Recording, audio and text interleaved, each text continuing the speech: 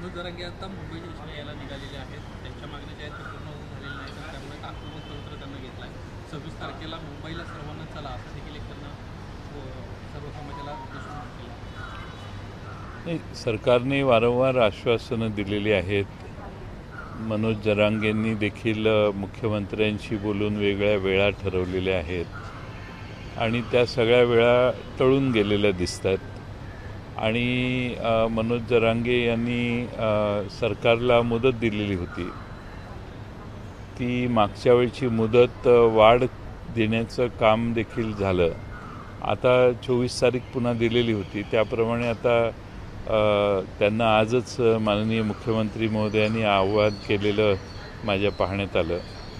त्यामुळं मुख्यमंत्र्यांच्या आव्हानाला ते कसा प्रतिसाद देतात त्यावर ठरेल. एबीपी माझा, उघडा डोळे बघा नीट.